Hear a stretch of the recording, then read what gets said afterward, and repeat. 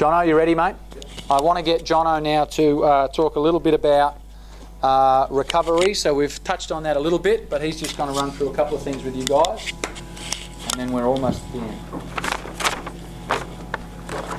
Okay, so we would have all seen at the beginning in the video, we've got clips of guys doing big weights, sprints, running stadiums and things like that, but we're not seeing what is possibly a less glamorous side of the conditioning, is the recovery.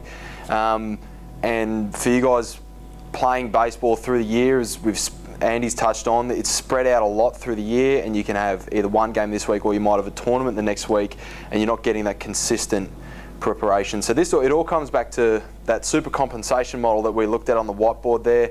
We're doing a training session, we're breaking the body down, and then what our recovery is helping us get back up to that level quicker and then get above where we were before. So what you might find as you're going through a year, if you're just playing games and you're doing training and you're not doing the extras outside of that, as you go on, that's where you start getting the wear and tear in the arm. You're getting sore every week, and it gets worse and worse and worse, and then eventually you get that big injury that sidelines you for quite a while. So Stuart touched on it. It's about developing habits. Recovery is a habit that we all really need to get into, and we've done up a bit of a checklist that we'll give out to everyone at the end, and this is something that goes on the fridge at home, on the outside of the shower is a favourite of mine, so that every morning you're seeing what you need to be doing. And this is something that should just be, this will become automatic. So you finish training or you finish your game, what am I doing? I'm having some food first up. I've got to get some food in the body, some carbohydrate source and a protein source to refuel.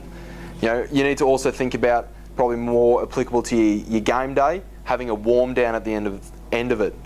This could just be a couple light laps of the field, some of the prehab routine that you go through at the beginning, just do a few less reps, do it a little lighter, and we're just trying to, let the body cool down, bring your heart rate back down, and then hydration is just something to be doing all the time. Walking around with a water bottle all day, you should be trying to get at least 2 to 3 litres in, and that's just something that, regardless of training or not, you should be doing to keep yourself in good health. So those are the first 3 on our list: warm down, food and hydration. The next 2, stretching and rest. Rest, probably one of the underutilised forms of recovery. So we've been through our stretching, we've got our static stretching and our dynamic stretching. The static stretching is something important. You can do that just sitting at home watching TV. If you've got a brother or a sister who owes you a favour, you can get them to help you with some PNF stretching. So that's, things like lying on the ground, and they'll take your leg, move it to the point where you feel the stretch, you push against for 5 seconds, and then relaxing, deep breath out, and you can push through further in the range. And there's a lot of evidence that backs up PNF stretching, and if you do it, you can measure it at the beginning. Okay, my leg's here, and at the end, you can get marked increases in that flexibility. And then rest, just sleep. A lot of it's hard, you guys, when at school sometimes you have a lot on, and you're up late studying. You've left that assignment too late, and it's due at the next day in the first class, and you're staying up until midnight trying to get it done. And you're only getting 5 or 6 hours, and you've got a training session the next evening at 6. You're turning up there, you're already tired. You're probably not going to put in too much of the effort because you're a bit scattered, you haven't slept, and you don't really feel like being there. So it's important to have a routine. You're in, you say it hits 9 o'clock, you go, okay, it's time to start winding down. You don't want to be finishing study, you've just been staring at the computer screen for 3 hours. We shut it off and we're straight in bed. Your brain's still ticking over on what you've been doing. So you want at least like a half-hour wind down time. Turn off the screens, give yourself time to relax, maybe read a book or something just to help you calm down, and then hop into bed. And you're aiming for sort of 7 to 9 hours, guys. Going over that 9 hours, you're oversleeping, you're getting overtired, and that's actually it'll make you more lethargic. And that 7 to 9 hours, that's where your body's growing. That's where you're recovering the most, and that's if you're doing a lot of gym sessions, that's where you're getting the most out of it. That's where your muscles will grow and recover. Now, obviously, injuries are something that can happen. obviously you might have one game a week through the year, and then as you move down, you've got tournaments, and then it gets more. Maybe you make a squad and you go on a tour, and you're playing, you know, maybe 3 games, 4 games over a weekend or more. And that's where you need to be really smart about what we're doing. So that's where things like ice baths come in. Ice baths and contrast therapy. So contrast is, you know, plunge pool and hot shower. So jumping in an ice bath for maybe a minute, 2 minutes, and then out into the hot shower and going between those for about 10 minutes in total. You know, ice baths are a really great way of, you know, you could do this if you've got 2 games in a day. Finish the first game, you can jump in the ice bath straight away after. It's going to prevent, you know, the soreness in the muscles, some of the micro tearing, and it's just going to help you relax after that game, reset the body, and then you can go through your whole warm up again before the next one. Is there anyone who's actually had a go at that? Which guys have done ice baths or hot colds here that want to share their experience? Nate, how was it?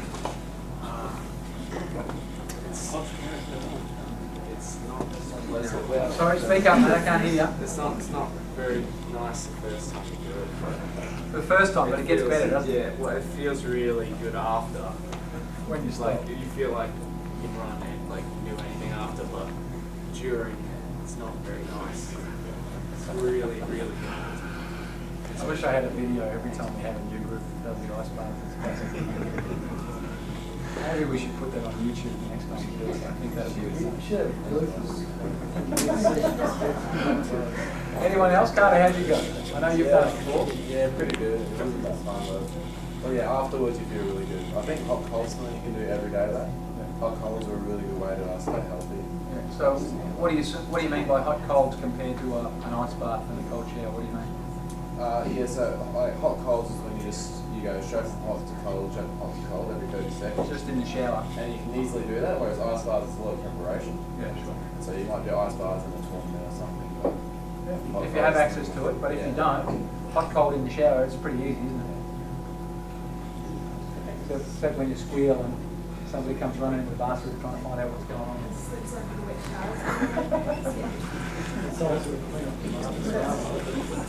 So just on that, guys, we can, obviously maybe we don't have a bath where we're at, we don't have access to it. Carter's touched on it, we can just do hot and cold in the shower. Can anyone else think of another option that we can do there if we want to do something sort of a contrast? How can we go about getting the cold and the hot in? Hot shower, run out and jump in the swimming pool during winter. That's a winner, that's an option. Anyone else? What about ice bags and then like a warm towel? Or like on an elbow or on a shoulder? Could do that. You can do that. If you're isolating one area, sure, put the ice on and then put, you know, a hot towel on it, something like that. Something easy is just a cold shower and then just jump out, run on the spot for a minute.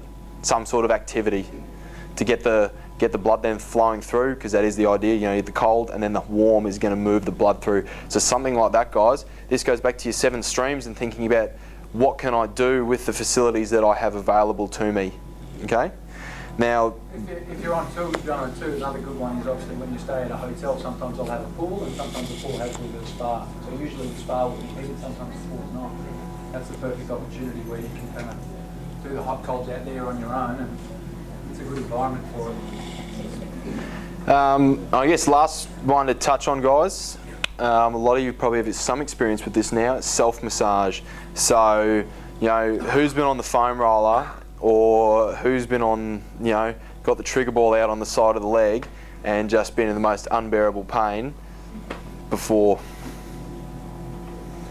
You've all done it. You've all done it. So, guys, the self-massage stuff is really great. Like, it's, you know, probably one of the most portable forms of recovery you've got. You know, you can get a foam roller this long, you can get really small ones, or you've got, you know, everyone's got a baseball. You know, if you don't have a, you know, one of the soft spiky balls, baseball is, you know, it's the perfect trigger ball. It's what I use. And, you know, you might just have to take the pressure off a bit because it is hard, but, you know, it's the same with your progressive overload. As you get used to it, you will be able to sit down onto it more and it's gonna release the muscles. You know, you can use this to relieve soreness, tension in the muscle. You can use it as a warm up. You know, if you're just sitting at school and, you know, you've got a tight hamstring, just pull your baseball out, stick it on the chair and just sit on top of it while you're in class. It's just so easy, and you can do it wherever you are, right? And just one, I guess the last thing I wanted to talk about was injuries, and if we do get an injury, what to do. You know, sometimes we might be working through your throw program and one day you come up a bit sore. That could just be, you know, you've overdone it a bit that day, take the next day off and we're fine. But other times, you know, you could have a muscle strain, there could be other underlying things that, you know, you don't know about, and that's where you need to be looking to go to a physio and, you know, book in there, get a diagnosis, and, you know, it's all written down here, but if you do that, get a report of what it is, what the treatment is, what your rehab is, and then you'll give that to Andy so he knows that what you're doing, what the injury is, and what you can and can't do at training. But in the interim, like between that happening, getting to the physio, say this happens on a Saturday and we're not at the physio until the Tuesday, what can we do to prevent the injury getting worse and to help the recovery? Anyone? Ice? Perfect. It's probably one of the first things we're going to do. The sooner you get the ice on there, the better. Anything else? Rest. Rest. Number one. Obviously, if you've hurt your arm, you're not going to continue throwing. That's just going to make it worse and worse. Guys, skins, things like that. Compression gear. Who wears compression gear? Most people do now. So that's something you can rest it, ice, put the compression on it as well while you ice it. Compression is going to, when you get an injury in the muscle, there's fluid and blood building up, the compression will help that move through. And elevating the injured area, roll an ankle, you just elevate it above the heart level. And as simple as that, that's all we need to do. And then obviously the last one, we're going to see the physio. Okay, so that's, I guess, about it for the recovery stuff, guys. It is a really important thing because it can make the difference between, you know, your being at peak performance and then maybe just being, you know, kind of one of the also-rans, like you were there but you weren't at the top of your game. Okay? So does anyone have any questions before we move on? With the recovery with ice, is it 10 on, 20 off, or 20 on, 10 off? Any time?